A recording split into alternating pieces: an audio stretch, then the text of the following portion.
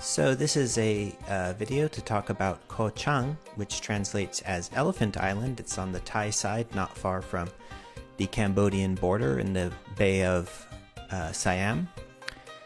And you see here, you've got the main tourist area. It's an area called White Sands, and the pattern in the island is pretty much the same. There's a buildup, and this is the most built up portion of the entire island. Here you see the main street area.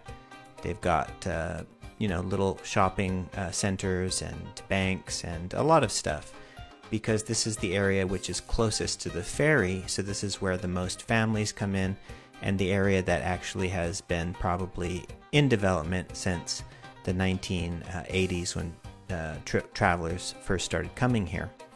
In order to get around the island, there's basically one road that goes around the entire island, and you can see from this aerial shot that it's this is one of the better parts of the road, that it's a pretty windy road, and it basically follows the contours of the ocean, and it sticks close to the sea and doesn't really go up into the hills. In order to get around, you pretty much need to rent a scooter. I have some history with scooters on this island. In 2013, I broke my tibia plateau and had to put screws and a pressure plate in there. I promised people that I wouldn't ride motorcycles anymore, and so in order to keep my word and still get around the island, I decided to rent this odd contraption, which technically isn't a motorcycle, but it still gets you around. And it is very impractical to try to rely on taxis, not to mention prohibitively expensive. So having a little bit of private transportation to get around the contours of the island really opens up areas to you that wouldn't be available if you were just relying on the little taxi buses that they have going back and forth. And also they know that you're in a pickle, so the cost for one trip is about the equivalent of what it costs to rent a scooter for the day. The above being said, it's dangerous.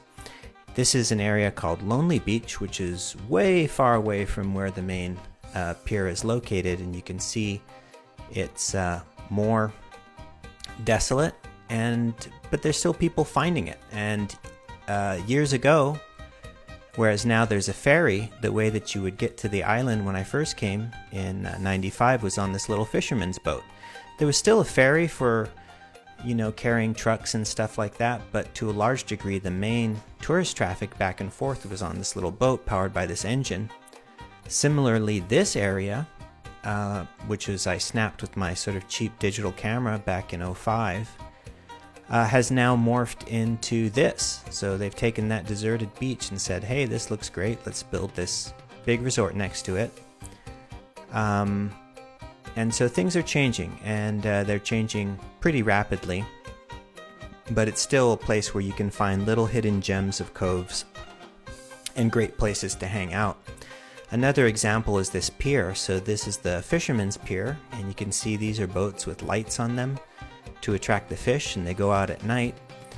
And back in the day, this is a younger version of myself, foolishly drinking Thai whiskey mixed with soda on what was then the beginnings of this pier, which was just sort of wooden, and you'd go scuba diving and you'd go out from this little slip where you basically walk this gangplank onto these boats. Now they've developed this Bang Bao Pier, which is a concrete structure that goes out into the Bang Bao Bay. And a lot of the boats are the same. So you see the same fishing boats. It's just that now they've got a nice concrete pier, and it's complete with a little lighthouse and goofy foreigners who are cruising around in their shorts flying drones.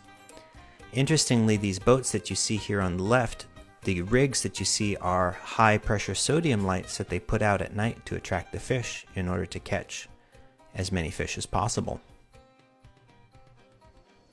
Behind me you can see the fishing boats, which are actually a primary source of livelihood for the community here prior to the burgeoning tourist trade.